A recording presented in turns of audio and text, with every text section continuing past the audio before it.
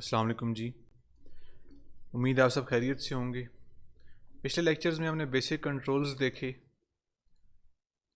जिसमें radio button, check boxes वगैरह हमने देखे। तो आज हम कुछ मज़ीद एडवांस कंट्रोल्स देखेंगे, कैसे वो काम करते हैं, क्या उनका फ़ायदा है। मैं एक एप्लीकेशन में आता हूँ, विंडोज़ फॉर्म्स एप्लीकेशन, कंट्रोल्स 2 मैंने इसका नाम रख दिया है, और ये मेरे पास इसका जो फॉर्म है वो बन के आ गया। तो प्रॉपर्टीज़ में जाता हूँ, इसका नाम एडवांस्ड कंट्रोल्स रखता हूँ, और टूल बॉक्स में जाके सबसे पहला जो कंट्रोल है जिसको हम देखेंगे वो है प्रोग्रेस बार। तो प्रोग्रेस बार को आपने ड्रैग करके यहाँ ड्रॉप किया, और इसका साइज़ जो है वो अपनी एप्लीकेशन के हिसाब से आपने इसकी डायमेंशंस, विड्थ और हाइट जो है वो आपने सेट कर दी। तो इसको मैं सेंटर लाइन ये इधर कर देता हूँ। तो अब जाते हैं हम जी फॉर्म के ऊपर, डबल क्लिक करते हैं तो फॉर्म का जो लोड वाला इवेंट है वो आ जाएगा। इसके अंदर आपने जो भी कोडिंग करनी है आप कर सकते हैं कि जब फॉर्म लोड हो तो फिर क्या हो। नॉर्मली क्या होता है कि फॉर्म लोड के ऊपर आपको जो प्रॉपर्टीज़ होती हैं उनकी डिफ़ॉल्ट वैल्यूज़ आपने उनको इनिशियलाइज़ करना है, कुछ को ज़ीरो से करना होता है, तो वो चीज़ें आप फॉर्म लोड में करते हैं। तो ये फॉर्म लोड का इवेंट आ गया। तो इसमें आके हम कोड लिखेंगे कि प्रोग्रेस बार, जिसका नाम प्रोग्रेस बार 1 है, dot value is equal to 0, इसको एक इनिशियल वैल्यू 0 दे देते हैं। फिर इसके अलावा प्रोग्रेस बार की एक प्रॉपर्टी है जिसे जो है स्टेप, तो इसे मैं कहता हूँ G5, और ये दो मैंने चीज़ें दे दी। अब प्रोग्रेस बार की जो मैक्सिमम वैल्यू है, तो देखें मैक्सिमम इज इक्वल टू 100 मैंने कह दिया इसको। तो 0 इसकी इनिशियल वैल्यू है, 5 इसका स्टेप है, और ये 100 तक जाएगा। मतलब जब 100 होगा तो ये प्रोग्रेस बार फिल हो जाएगी। यूज़ किस लिए होती है प्रोग्रेस बार? जब एप्लीकेशन में यूज़र को आपने वेट करवाना होता है, तो वो वेट तो वैसे भी वो कर लेता है, लेकिन प्रोग्रेस बार का मकसद ये है कि उसको पता चले कि एप्लीकेशन अभी कुछ रिसोर्सेज को लोड कर रही है। अगर वो आप प्रोग्रेस बार शो नहीं करवाएंगे तो नॉर्मली क्या होता है कि यूज़र एप्लीकेशन क्लोज कर देता है, या वो समझता है कि शायद एप्लीकेशन हैंग हो गई है। तो ये यूज़र इंट्रैक्शन या ह्यूमन कंप्यूटर इंट्रैक्शन के अंदर प्रोग्रेस बार जो है वो उसको अपने साथ जुड़ा रखती है। वो बताती है कि कुछ रिसोर्सेज लोड हो रही हैं, कोई काम बैक एंड पे हो रहा है। तो इस काम के लिए प्रोग्रेस बार को यूज़ किया जाता है। अच्छा, अब इसकी 0 हमने इनिशियल वैल्यू दे दी, स्टेप 5 दे दिया, और मैक्सिमम हमने दे दिया 100 की 100 तक जाए। अब प्रोग्रेस बार की जो वैल्यू है वो बढ़ेगी कहाँ? एक तो सिंपल सी बात है, आप फॉर्म लोड के अंदर ही लूप लगाएं, लेकिन वो लूप इतने जल्दी चलेगा कि आपको प्रोग्रेस बार की जो इंक्रीमेंट है, जो जंप है वो नज़र नहीं आएगी। अब प्रोग्रेस बार को इंक्रीमेंट करने के लिए जो कंट्रोल यूज़ होता है उसे हम कहते हैं टाइमर।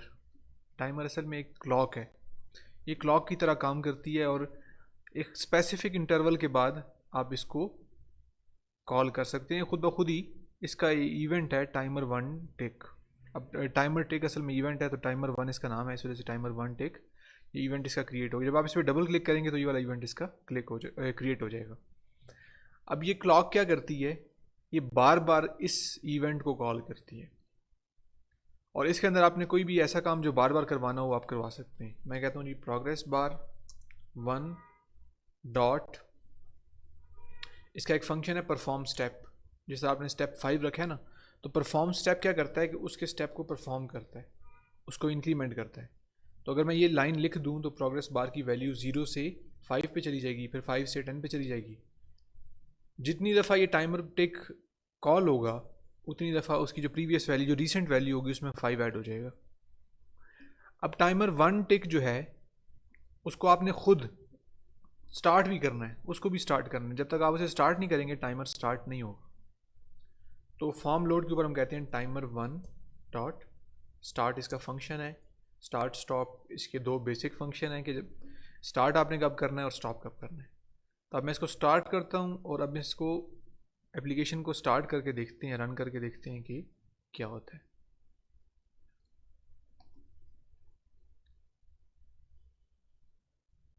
अब देख सकते हैं कि कैसे प्रोग्रेस बार जो है 0 से लेकर 100 उसने कर दिया, लेकिन टाइमर अभी भी चल रहा है, जो कि एक ड्रॉबैक है कि हमने जो एप्लीकेशन बनाई है वो एफिशिएंट नहीं है। उसमें टाइमर अभी भी स्टिल चल रहा है, लेकिन ये ज़्यादा बात है कि प्रोग्रेस बार की क्योंकि मैक्सिमम वैल्यू 100 थी और वो अचीव हो चुकी है, तो इस लाइन का अब मज़ीद कोई अफेक्ट नहीं रहा, लेकिन टाइमर चलता रहेगा। तो उसको रोकने के लिए क्या करेंगे, हम एक इफ़ कंडीशन लगाते हैं कि if progress bar 1 dot value is equal to 100, अगर वो 100 हो गया फिर क्या करो, टाइमर को स्टॉप कर दो, टाइमर 1 डॉट स्टॉप। एल्स अगर वो 100 नहीं हुई तो प्रोग्रेस बार का स्टेप परफॉर्म कर दो। तो ये क्या करेगा कि अब टाइमर जो है वो खुद रुक जाएगा जब प्रोग्रेस बार की वैल्यू 100 हो जाएगी। तो to be on the safe side आप इसको बेहतर है कि ग्रेटर देन इक्वल टू 100 लगा दें, कि अगर आपने जो परफॉर्म स्टेप किया वो 3 या 4 है, तो उस 3 के केस में कभी भी 100 की वैल्यू अचीव नहीं होगी। तो वो 100 या 100 से ज़्यादा है तो टाइमर को स्टॉप कर दो, एल्स वरना उसका स्टेप जो है वो परफॉर्म करते रहो। अब इसको स्टार्ट करते हैं, सेम उसी तरह प्रोग्रेस बार चलेगी, लेकिन अब जो कोड है हमारा वो एफिशिएंट है, वो टाइमर रुक जाएगा, रिसोर्सेज यूज़ नहीं करेगा, सिस्टम स्लो नहीं होगा। तो ये जो कोड है ये ज़्यादा बेहतर है पहले के मुकाबले में। फिर इसके अलावा देखें, स्टेप को आप जो है वो कम भी कर सकते हैं, ज़्यादा भी कर सकते हैं। अगर मैं 1 करूँगा तो ये प्रोग्रेस बार लेट जो है वो कंप्लीट होगी, क्योंकि 100 इसको मैक्सिमम साइज़ दिया हुआ है और 1 का स्टेप इसको दे रहे हैं, तो आप देख सकते हैं कि अब ये ज़्यादा टाइम ले रही है। फिर इसके अलावा प्रोग्रेस बार के अलावा की इस प्रॉपर्टी के अलावा आप जो टाइमर है उसका अपना इंटरवल भी सेट कर सकते हैं। टाइमर 1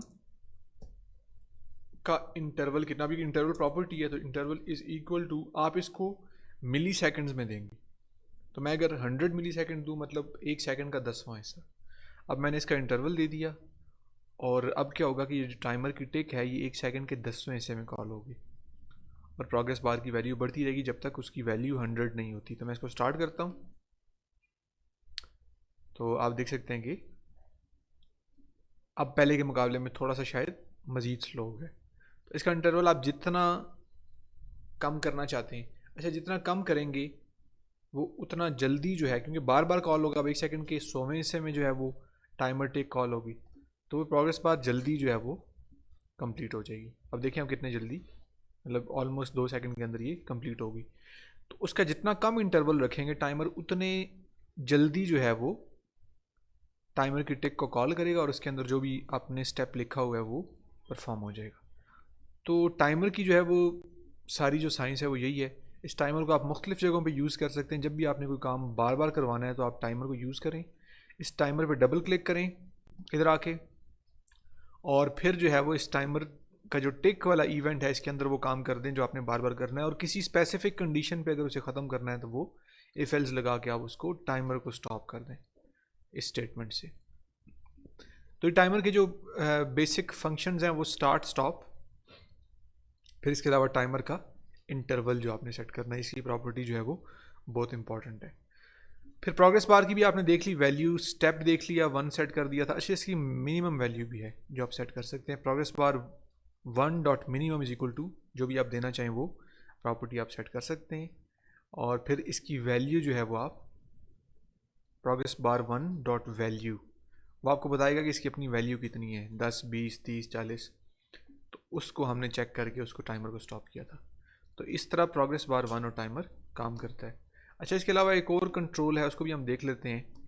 वो हमारे पास है जी पिक्चर बॉक्स।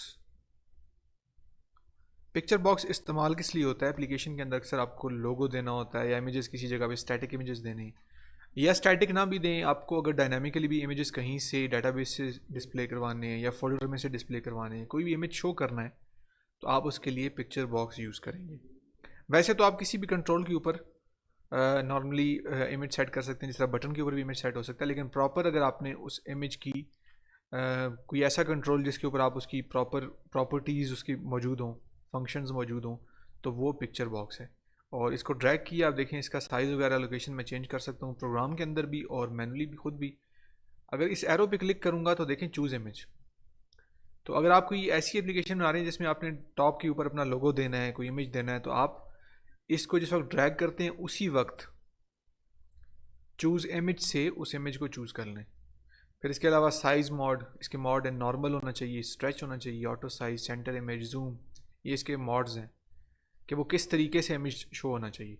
नॉर्मल से मुराद ये है कि अगर वो इमेज बहुत बड़ा होगा तो फिर जितना पोर्शन इस पिक्चर बॉक्स का है इतना पोर्शन उस इमेज का आएगा, बाकी वो हाइड होगा, छुप जाएगा। तो स्ट्रेच में अगर कर दूं तो वो फिर स्ट्रेच करके अगर बड़ा इमेज होगा तो वो छोटा हो जाएगा, छोटा इमेज है और पिक्चर बॉक्स बड़ा है तो वो स्ट्रेच होकर जूम हो जाएगा, बड़ा हो जाएगा। तो ये डिफरेंट मॉड्स हैं जिससे आप इमेज डिस्प्ले करवा सकते हैं। खैर ये दो प्रॉपर्टीज़ इधर हैं लेकिन इनको हम कोड से भी एक्सेस कर सकते हैं। तो अभी देखें कि मैं एक काम करता हूँ कि जब ये पिक्चर प्रोग्रेस बार कंप्लीट हो तो उस वक्त मैं इस इमेज को इधर डिस्प्ले करवाऊँ इस पिक्चर बॉक्स के अंदर। तो इस पे आते हैं, टाइमर पे आते हैं, और जब हमने टाइमर को स्टॉप किया, जब प्रोग्रेस बार की वैल्यू 100 या 100 से ज़्यादा होगी, तो इधर मैं लिखता हूँ picture box 1 dot image. Image इसकी प्रॉपर्टी है इज़ इक्वल टू, अब हमारे पास इमेज की क्लास है, इमेज डॉट लिखेंगे तो इमेज फ्रॉम फाइल जो है ना, फ्रॉम फाइल इसका एक फंक्शन है जो कि फाइल से इमेज को रीड करता है और उसको रिटर्न कर देता है। और इसकी रिटर्न टाइप क्या है देखें, इमेज। यही हमें पिक्चर बॉक्स के इमेज में भी चाहिए। तो फ्रॉम फाइल मैं इसको यूज़ करता हूँ और यहाँ मैंने इसका पाथ देना है उस इमेज का जो भी मैं यूज़ करूँगा। तो मैं कोई इमेज यूज़ कर लेता हूँ, मैं अपनी डायरेक्टरी में जाता हूँ और यहाँ से मैं जी सी ड्राइव, और इधर मेरे पास इमेजेस के अंदर कुछ इमेज पड़े हुए हैं, तो मैं इस पाथ को कॉपी करता हूँ और इधर पेस्ट कर देता हूँ /man.png। अब ये क्योंकि सिंगल स्लैश है तो इसलिए वो कह रहा है कि ये तो एस्केप करैक्टर है, तो इससे इसके शुरू में @ लगाऊंगा तो वो उनको स्किप कर देगा। अब अगर मैं सेव करूं और इसको मैं स्टार्ट करूं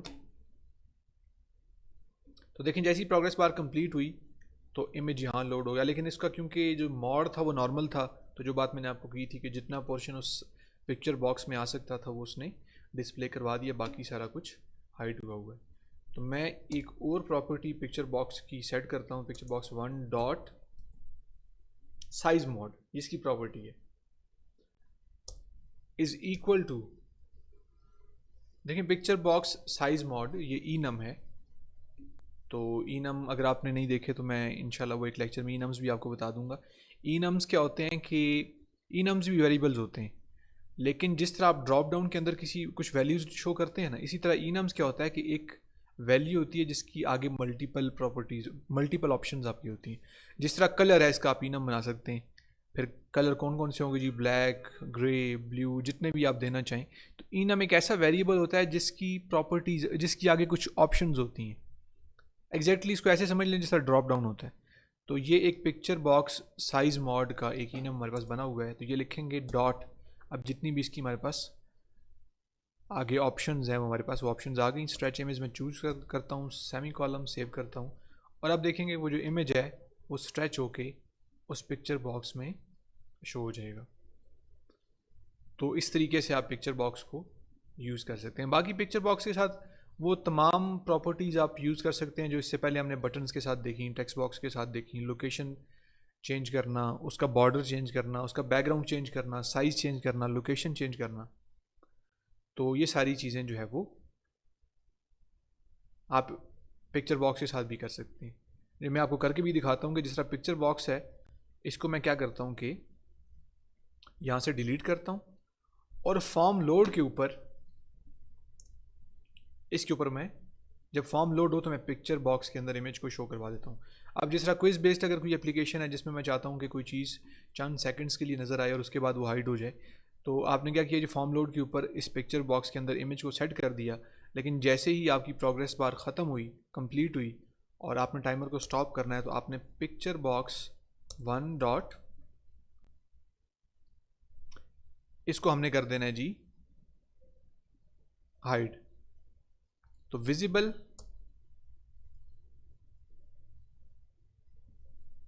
इज इक्वल टू फॉल्स। इसको चेक कर लेते हैं, सेव करते हैं, स्टार्ट करते हैं। तो देखें जैसी प्रोग्रेस बार कंप्लीट हुई उसकी विजिबिलिटी, क्योंकि हमने उस इफ़ कंडीशन के अंदर फॉल्स की हुई थी, तो वो वहाँ से हाइड हो जाएगी। तो इस तरीके से जो ऑप्शंस बाकी कंट्रोल्स के साथ हैं वो आप पिक्चर बॉक्स के साथ भी यूज़ कर सकते हैं। तो ये हमने जो है वो 3 चीज़ें देखी, timer, progress bar, picture box. तो मुझे उम्मीद है कि आपको समझ आ गई होगी। कोई चीज़ समझ नहीं आती, स्टिल आपको कोई कन्फ्यूजन है, तो आप व्हाट्सएप के ग्रुप में क्वेश्चन पोस्ट कर सकते हैं। तो इंशाल्लाह नेक्स्ट लेक्चर में हम इसके बाद कुछ मज़ीद कंट्रोल्स देखेंगे। तब तक अपना ख्याल रखिएगा। अल्लाह हाफिज़।